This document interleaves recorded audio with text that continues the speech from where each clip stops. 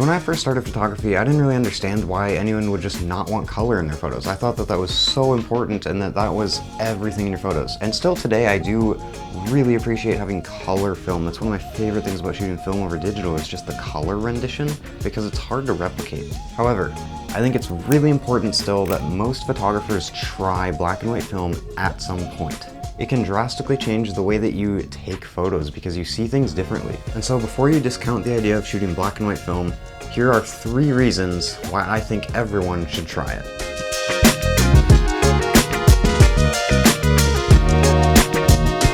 So reason number 1 is probably the biggest one, and this is the biggest reason that I would recommend black and white film to people.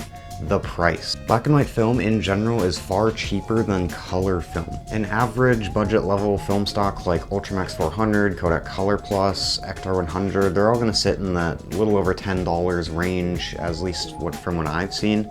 And so when you look at black and white films in general, they're going to sit under $10 if you're looking at the right ones. And one of my favorite ones is Pan 100. Kentmere Pan 100 is probably my favorite black and white film.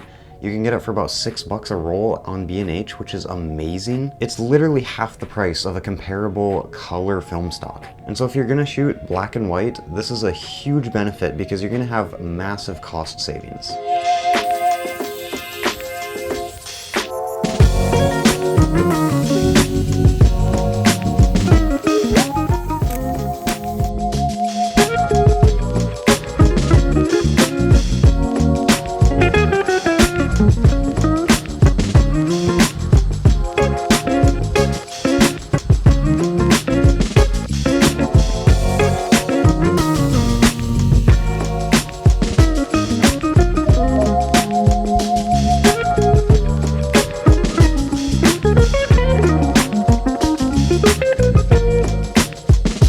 Reason number 2 just comes down to how you see brightness, contrast, shadows, and just overall luminance values.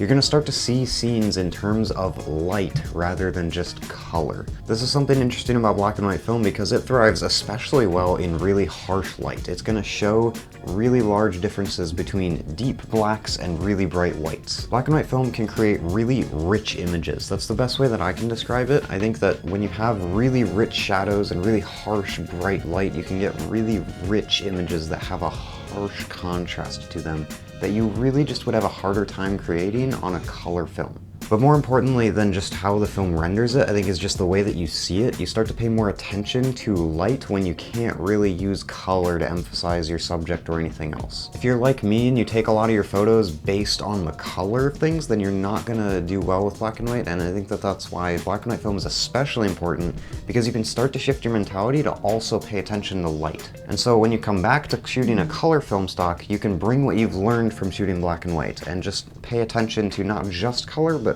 also luminance values.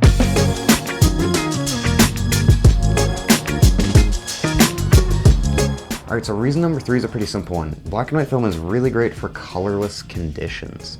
So in the winter time, or if it's really overcast and there's not anything particularly colorful. So in general, if you're just in a less colorful environment, I think black and white film is a really great option because you can create a much more interesting image than a color film stock that doesn't have much color to go off of. So there's certain times of year like winter, or when you have a lot of snow on the ground and when there's maybe not a lot of leaves on the trees, where it might just be brown bark and white snow and a gray overcast sky.